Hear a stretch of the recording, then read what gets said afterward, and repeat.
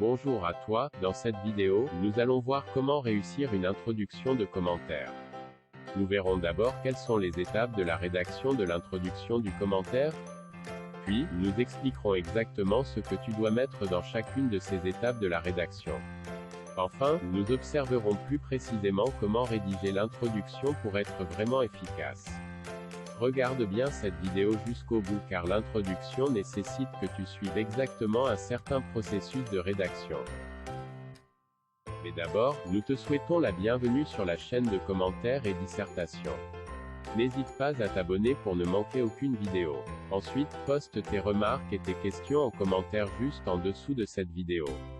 Et surtout, mets un pouce vers le haut si ce genre de vidéo sur la méthodologie du commentaire t'intéresse. Enfin, si tu penses que cette vidéo peut intéresser et aider d'autres personnes, n'hésite pas à la partager. 1. Les différentes étapes de rédaction de l'introduction. En premier lieu, tu effectues la phrase d'accroche ou phrase d'amorce. Cette première étape est très importante car tu y montres tes connaissances, ta culture générale. En deuxième lieu, tu effectues une présentation du texte. C'est le cœur même d'une introduction car elle consiste à présenter un document à quelqu'un qui n'en aurait pas connaissance. En troisième lieu, tu formules sous forme d'interrogation directe ou indirecte la problématique que tu auras préparée. Enfin, en dernier lieu, tu annonces ton plan. 2. Le contenu de chacune des étapes. Premièrement, la phrase d'amorce. Dans cette première étape, tu dois donner envie à ton correcteur de lire la suite de ton commentaire. En fonction du texte à expliquer, tu peux t'appuyer sur le mouvement culturel ou bien sur le genre littéraire ou encore sur le contexte historique. Deuxièmement, la présentation du texte. Tu mets alors en évidence ce qui doit être compris et retenu du passage à étudier.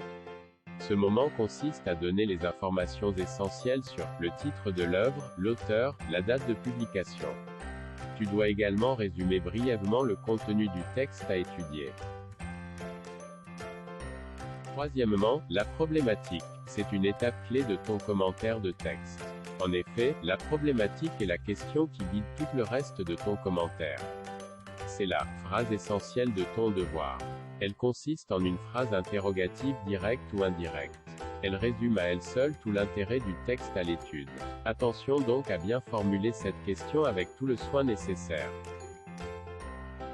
4. L'annonce du plan. En fait, ce plan annonce les étapes par lesquelles tu proposes de répondre à la question posée par la problématique.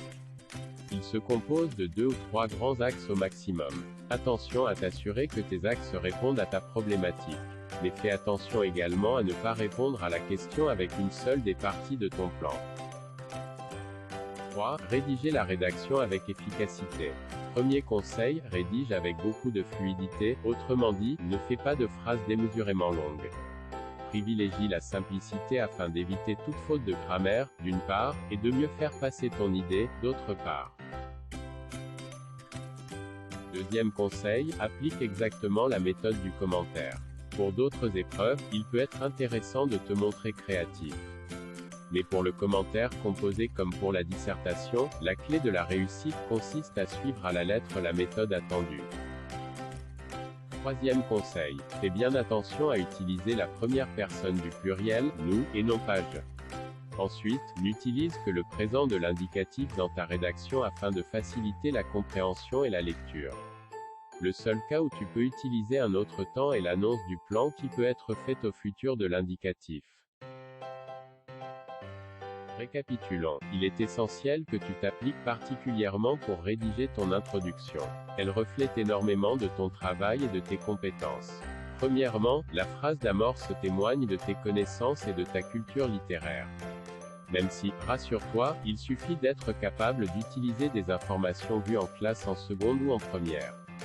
Deuxièmement, la présentation du texte montre si tu as bien compris le texte ou si tu es passé à côté de ses enjeux principaux. Troisièmement, la problématique, phrase clé de ton commentaire composé, montre si ton interprétation est juste. Si tel est le cas, ta problématique sera pertinente.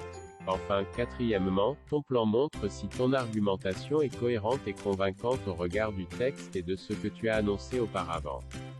Pour terminer, si tu veux lire un cours plus détaillé sur l'introduction, nous te mettons le lien dans la description de cette vidéo, ainsi que le lien d'un commentaire rédigé que nous t'avons préparé sur notre site.